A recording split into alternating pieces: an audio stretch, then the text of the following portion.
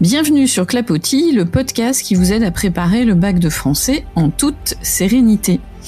Cette série est consacrée à l'étude de l'œuvre d'Étienne de la Boétie, le discours de la servitude volontaire. Et dans cet épisode, plus particulièrement, nous allons nous intéresser au titre de cette œuvre ô combien singulière. Imaginez la scène. Un jeune homme de 18 ans au XVIe siècle écrit un texte explosif. Son sujet ? Pourquoi les peuples acceptent-ils d'être dominés par un seul homme, un tyran, alors qu'ils pourraient facilement s'en libérer ? Et surtout, comment un tel système peut-il perdurer ? Eh bien, la réponse de ce jeune Étienne de la Boétie est toute simple. Et elle se résume dès le titre en 3 mots. Discours, servitude, volontaire. 3 mots qui vont nous servir de fil rouge pour comprendre cette œuvre, mais aussi pour construire, pour vous, un plan de dissertation solide le jour du bac écrit. Alors sortez vos carnets, c'est parti pour un épisode où on va parler de liberté, de manipulation et même de notre propre responsabilité au pouvoir. Commençons par le premier mot du titre, discours. Au XVIe siècle, ce terme ne désigne pas un simple essai ou une réflexion abstraite. Non, un discours, c'est un texte court, percutant, qui a pour but de convaincre, d'émouvoir et même de pousser le lecteur à réfléchir et à changer de vision. La Boétie ne se contente pas d'analyser la tyrannie de manière froide et détachée, il veut marquer les esprits, réveiller les consciences et surtout pousser à l'action. Alors pour comprendre cela, mettons-nous dans la peau d'un lecteur de l'époque. Imaginez que vous êtes en 1548, qu'on vous lit ce texte à voix haute. Eh bien, dès les premières lignes, la Boétie vous interpelle. Il utilise le jeu. Il cite des exemples historiques, puisés dans l'Antiquité, ô combien chers à ces humanistes. Il pose des questions qui résonnent comme des défis. Comme exemple, on pourrait citer: comment peut-il se faire que tant d'hommes, de villes, de nations supportent parfois un tyran seul qui n'a de puissance que celle qui lui donne ? Alors ce n'est pas un cours de philosophie que veut mettre en place Étienne de la Boétie, loin de là, c'est un appel au réveil des consciences. Et en dissertation, ce mot discours peut vous permettre de construire une partie sur la forme argumentative de l'œuvre. Voici quelques pistes. Vous pourriez mettre en évidence que ce discours est ou du moins l'expression d'une voix personnelle et engagée. En effet, la Boétie ne cache pas du tout son indignation, il assume un jeu qui prend position, qui juge et qui, au gré des pages, parfois dénonce. Vous pourriez ensuite montrer que son texte est une véritable contestation de la doxa. À son époque, la plupart des gens considèrent la monarchie comme un système naturel, voire divin.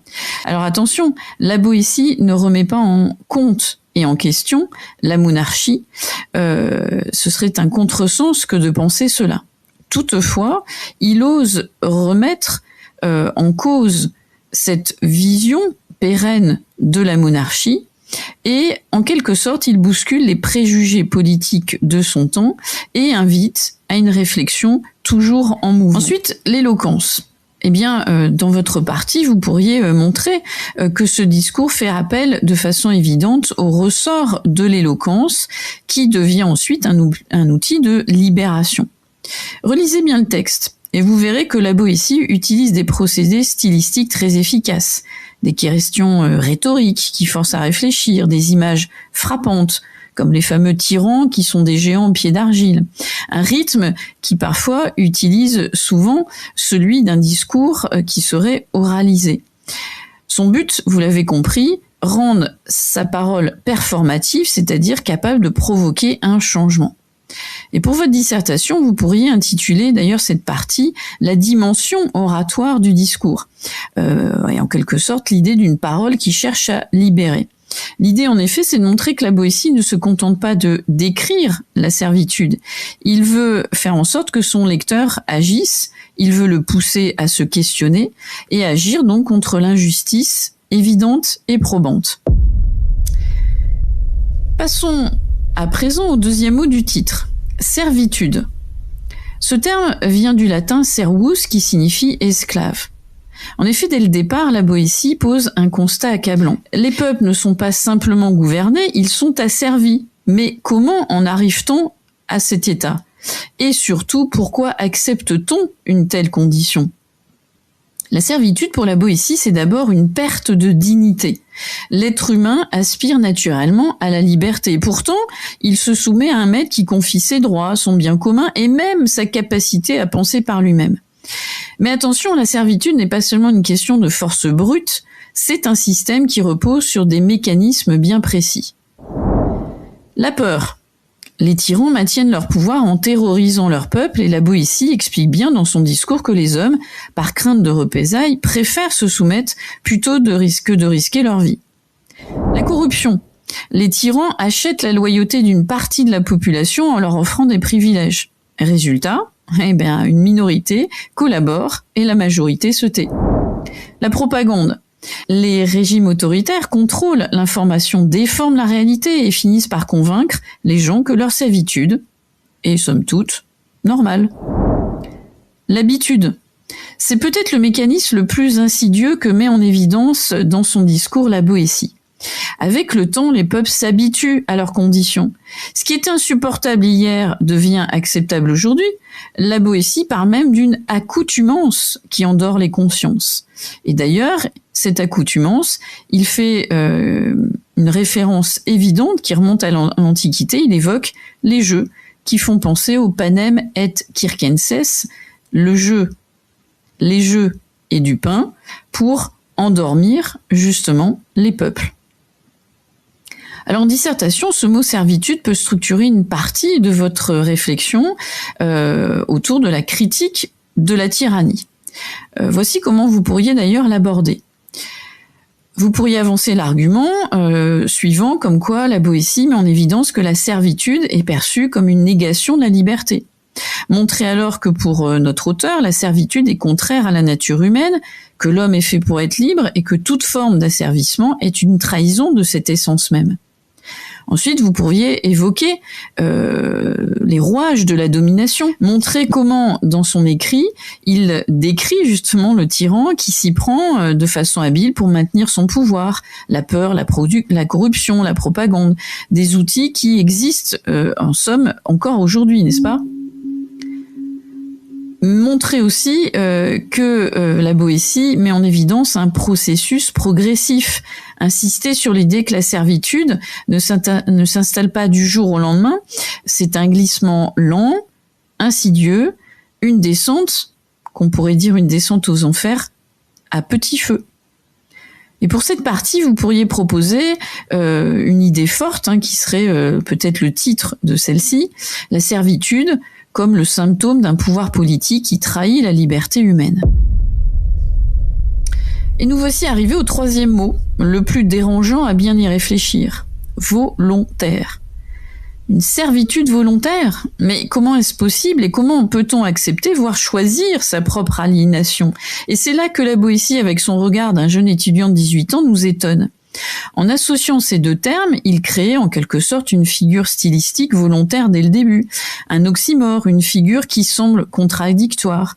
Normalement, la servitude, c'est quelque chose qu'on subit, mais là, la Boétie est habile et nous dit que les peuples, quelque part, collaborent à leur propre asservissement. Et c'est ça qu'il juge scandaleux. Et pour comprendre cette idée, il faut se pencher sur la notion de responsabilité collective. La Boétie ne se contente pas d'accuser le tyran. Il pointe surtout du doigt ceux qui le soutiennent, ceux qui obéissent, ceux qui par peur, par intérêt ou par paresse perpétuent le système. Voici les angles à explorer pour vous en dissertation. Vous évoquerez à ce moment-là que cette servitude volontaire est en somme un choix inconscient. En effet, les peuples ne sont pas toujours conscients de leur servitude. Ils obéissent par habitude, par confort ou parce qu'ils ont intériorisé l'idée que c'est comme ça. Au fond, ils pourraient dire non, mais c'est comme ça. Ensuite, vous pourriez évoquer la culpabilité partagée. Le tyran n'est rien sans ses complices. Et qui sont ces complices qu'évoque de façon explicite la Boétie dans son discours ? Eh bien, ce sont les courtisans, les soldats, ceux qui font tourner la machine de l'oppression. Ah oui, parce que sans eux, le tyran s'effondrerait d'une façon évidente et rapide. Autre évocation que vous pourriez mettre dans votre dissertation, la possibilité de la libération est évoquée par la Boétie. Si la servitude est volontaire, alors la liberté est à portée de main. Il suffirait que les peuples refusent d'obéir pour que le système s'écroule. Et d'ailleurs, la Boétie le dit clairement. Retenez cette fameuse phrase, très connue, « Soyez résolus de ne servir plus et vous serez libres ». Alors en dissertation, vous pourriez aborder cette idée en mettant en évidence l'argument fort de la domination subie à la servitude consentie. Et d'ailleurs, dans cette idée-là, vous montrerez combien la Boétie met en cause la responsabilité du peuple. Oui, c'est un discours qui, effectivement, dans un premier temps, laisse à supposer qu'il va se focaliser avant tout sur le tyran. Mais toute la singularité de ce discours, comme on vient de lire, c'est qu'il met aussi en question le peuple qui est responsable de sa servitude. Nous voilà arrivés au terme de cet épisode et vous l'aurez compris, le discours de la servitude volontaire n'est pas qu'un texte du XVIe siècle et ancré dans une époque bien déterminée. C'est un miroir tendu en fait à toutes les époques, y compris la nôtre.